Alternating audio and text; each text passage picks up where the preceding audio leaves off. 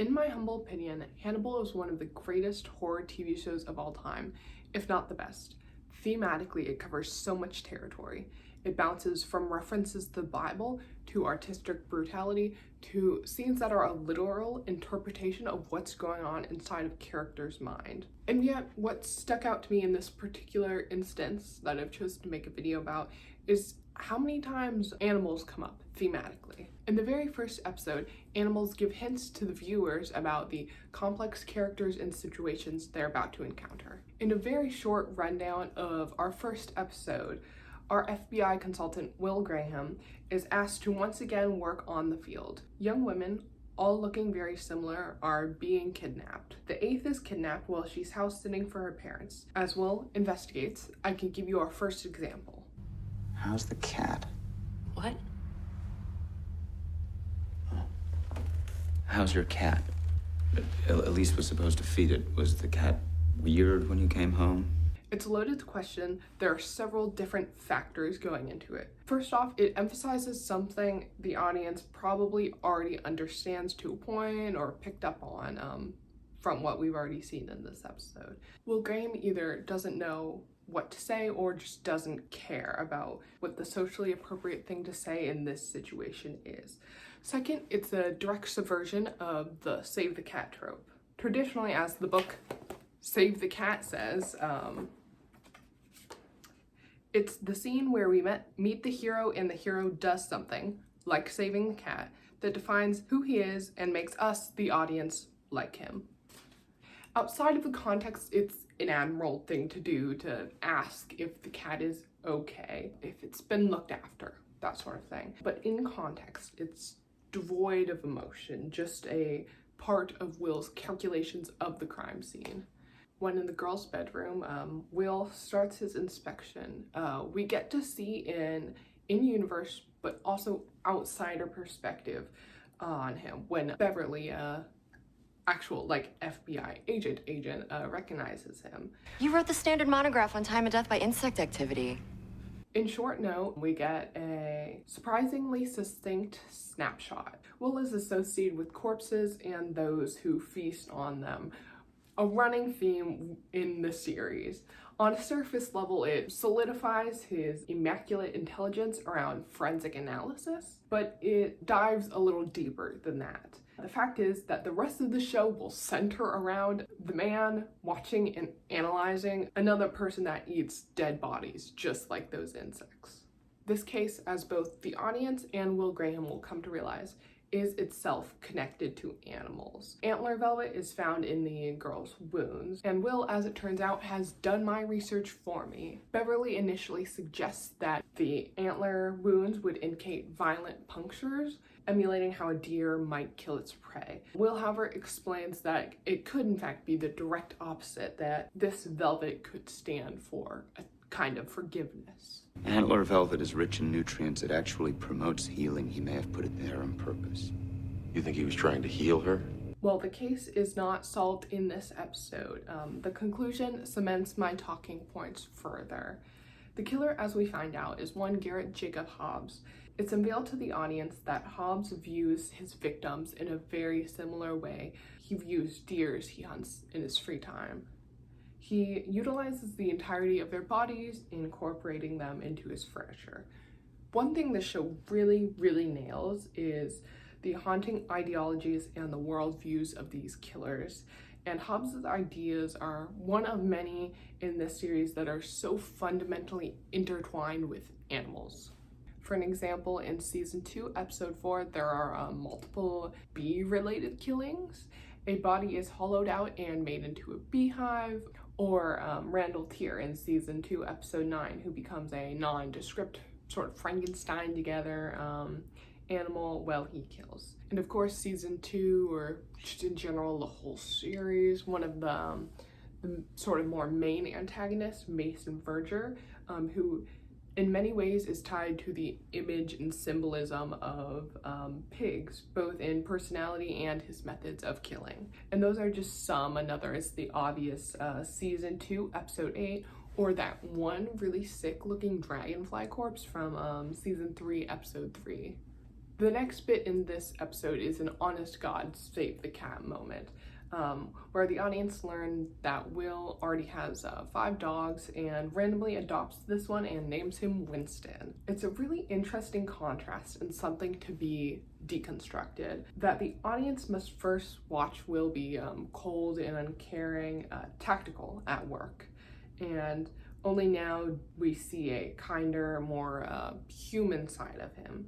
It helps the notion that a healthy Will Graham is a Will that has a work-life balance, a central theme of the show, because the job cannot be balanced for him. He is a fascinating character because of his ability to empathize with anyone, including the killers that he is faced with on the daily in his workplace.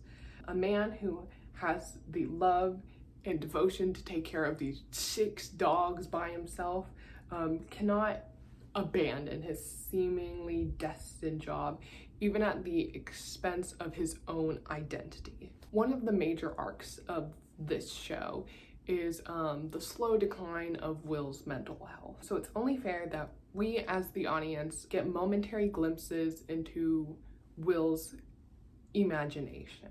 So in the scene in the lab, we get to view what Will's assessment looks like, with an immaculate performance from Hugh Dancy.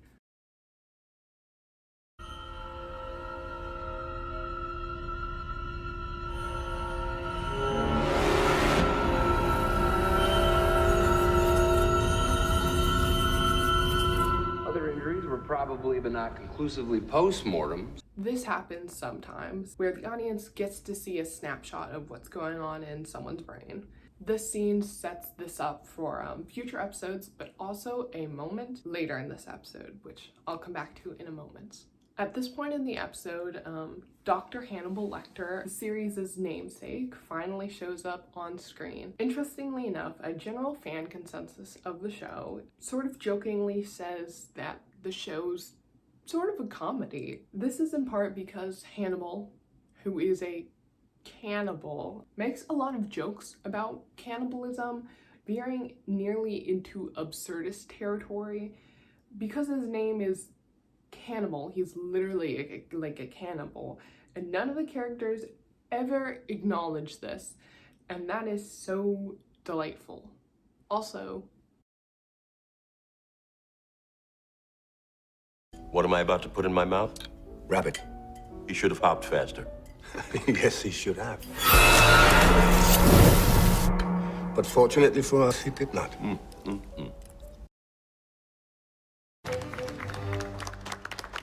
Before we begin, you must all be warned. Nothing here is vegetarian. Bon appetit.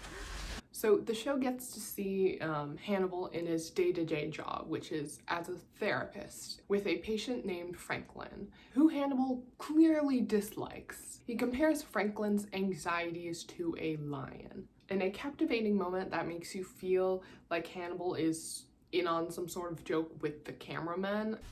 You have to convince yourself the lion is not in the room. When it is, I assure you, you will know.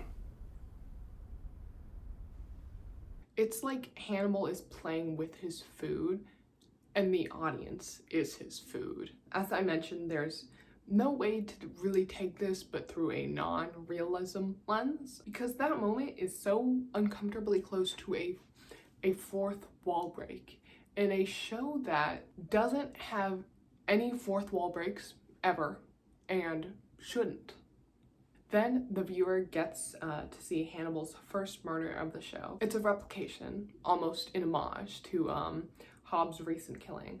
Birds peck at the body of yet another young brunette girl who has been punctured not just by disconnected antlers, but an entire deer's head. The show makes my job easier once again by explaining what the animal symbolism is, as the killer is given a nickname, the Minnesota Shrike. One of the other FBI agents, Jimmy Price, informs us the bird impales its victims on thorny branches and barbed wire, rips their organs right out of their bodies, puts them in a little birdie pantry, and eats them later.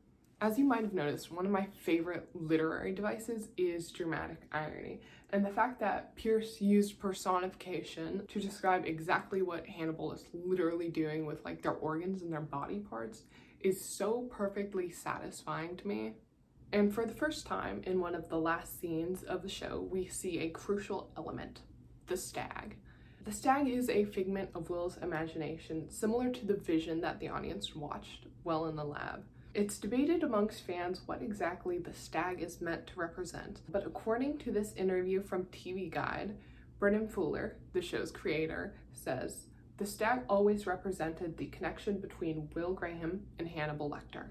In the next scene, very aptly validating what Fuller said, Will and Hannibal have a one-on-one together and share a breakfast that Hannibal made. And of course, Hannibal's breakfast scramble contains the meat from the strike's victim. Not that Will knows that.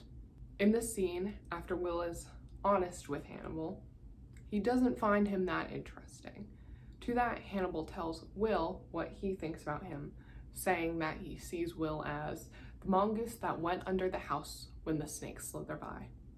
As someone who has never seen a mongoose, this part did require some research, and my sources will be cited in the description.